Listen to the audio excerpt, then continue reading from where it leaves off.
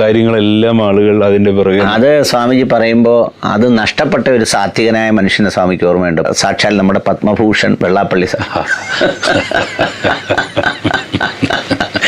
പുള്ളിയെ ഈ SNDP യോഗം ജനറൽ സെക്രട്ടറി സ്ഥാനത്ത് നിന്ന് നീക്കി. അത് നീക്കിയത് മലപ്പുറത്തെ ഇടപെടലോ അല്ലെങ്കിൽ വേറെ ലീഗിൻ്റെ ഇടപെടലോ ജമാഅത്ത് ഇസ്ലാമി ഇടപെടലോ ഒന്നുമല്ല, കോടതിയാണ് നീക്കിയത്.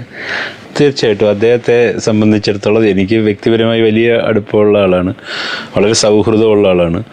നിലപാടുകളിൽ പലപ്പോഴും എന്ന് പറയുന്നത് വിയോജിപ്പുകളും യോജിപ്പുകളും ഉള്ള ഒരാളാണ്. അപ്പം അദ്ദേഹം, നമ്മളൊക്കെ SNDP യോഗം എന്ന് പറയുന്ന പ്രസ്ഥാനത്തെക്കുറിച്ച് ആദ്യകാലത്ത് കേട്ടിരിക്കുന്നത് ഒരുപക്ഷെ ഈ പറയുന്ന ഇപ്പോഴുള്ള രാഷ്ട്രീയ അടിയേക്കാളും വലിയ അടികൾ നടന്നിരുന്ന സ്ഥലമാണ്. വലിയ അധികാരത്തിൻ്റെ തർക്കങ്ങളും രൂക്ഷമായിട്ടുള്ള ഇതൊക്കെ തെരഞ്ഞെടുപ്പിൻ്റെ സമയത്തുമൊക്കെ നടന്നിട്ടുള്ളതാണ്. ആ തെരഞ്ഞെടുപ്പുകളിൽ പലപ്പോഴും പല ആളുകളും വിജയിക്കുന്നു. അവർ SNDP യോഗത്തിൻ്റെ ചുമതലയിൽ വരുന്നു, അവർ അതിനനുസരിച്ച് ഇത് ചെയ്യുന്നു. കുറേ നാൾ കഴിയുമ്പോഴത്തേക്ക് അവർ ഇത് ചെയ്യുന്നു, മാറി മാറി വരുന്നു. പക്ഷെ അദ്ദേഹം വന്നതിന് ശേഷം പിന്നെ തെരഞ്ഞെടുപ്പ് നടന്നിട്ടില്ല.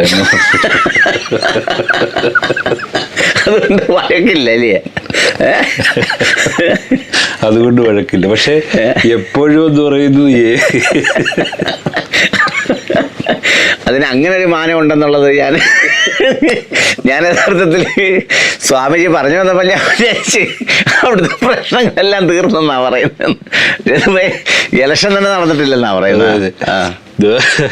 അപ്പൊ ഇലക്ഷൻ തന്നെ നടക്കാത്ത സാഹചര്യമുണ്ട്. എന്നാലും അദ്ദേഹം ഒരു വേണമെന്നുണ്ടെങ്കിൽ അതിനകത്തൊരു ഏകാധിപതിയെ പോലെ മുന്നോട്ട് കൊണ്ടുപോയ ഒരാളാണെന്ന് പറഞ്ഞാൽ ഈ പ്രസ്ഥാനത്തിനൊരു എന്താ പറയുക, ഒരു മേൽക്കൈ സൃഷ്ടിച്ചൊരു കാലം അത് ശ്രീ വെള്ളാപ്പള്ളി നടേശൻ്റെ ഈ പ്രവർത്തനത്തിലൂടെയാണെന്ന് പറയാൻ സാധിക്കും. കാരണം ഒരു SNDP നേതാവിൻ്റെയും വാക്കുകൾ ഇത്ര ശ്രദ്ധയോടെ എന്ന് പറയുന്നത്, നല്ല കാര്യമായാലും വിവാദമായാലും ഇത്ര ശ്രദ്ധയോടെ നിർനിമേഷരായി നോക്കി നിന്നൊരു കാലഘട്ടമില്ല.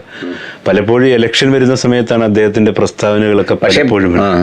ഇലക്ഷന് മുമ്പ് അദ്ദേഹത്തിന്റെ പ്രസ്താവനകൾ, ഇലക്ഷന് ആ പ്രസ്താവനയുടെ ഫലങ്ങൾ ഇലക്ഷന് ശേഷം, അത് ചിലപ്പോൾ സംഭവിച്ചിട്ടുണ്ടാകാം, സംഭവിക്കാതിരിക്കാം. കൂടുതൽ ചിലപ്പോൾ സംഭവിക്കാതിരുന്നതെന്ന് അദ്ദേഹത്തിന്റെ വിമർശകർ പറയുന്നുണ്ടാകാം.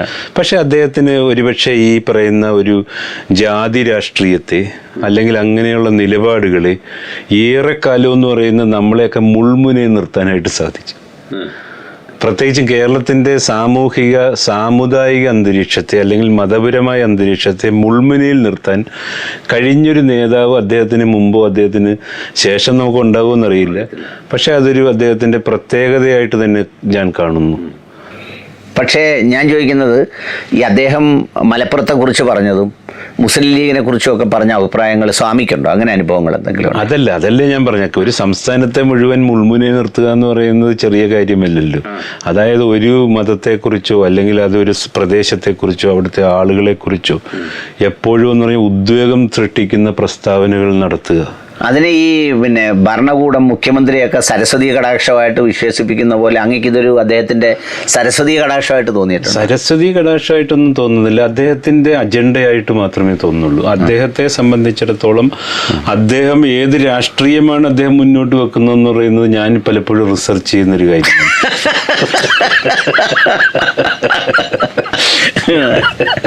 ഞാൻ പലപ്പോഴും എന്ന് പറയുന്നത് അതിനെക്കുറിച്ച് വളരെ എത്ര തരത്തിൽ ആഴത്തിൽ നമുക്ക് പോയാലും അവിടെ ചെല്ലുന്ന സമയത്ത് എന്ന് പറഞ്ഞാൽ അദ്ദേഹം വെള്ളത്തിലാണ് അദ്ദേഹം എന്നുണ്ടെങ്കിൽ നമ്മൾ അന്വേഷിച്ച് ചെല്ലുമ്പോൾ അദ്ദേഹം കരയ്ക്ക് നിൽക്കുന്നതായിട്ട് കാണാം. കരയിലേക്ക് അന്വേഷിച്ച് ചെല്ലുന്ന സമയത്ത് അദ്ദേഹം വെള്ളത്തിൽ നിൽക്കുന്നതായിട്ട് കാണാം. അപ്പൊ അദ്ദേഹത്തിന്റെ വ്യക്തമായ രാഷ്ട്രീയ നിലപാടുകൾ ചോദ്യം ചെയ്യപ്പെടുന്നൊരു കാര്യമാണ്. അപ്പോൾ അദ്ദേഹത്തിൻ്റെ നിലപാടെന്ന് പറഞ്ഞാൽ നിലനിൽപ്പിൻ്റെ രാഷ്ട്രീയം എന്ന് വേണമെന്നുണ്ടെങ്കിൽ പറയാം.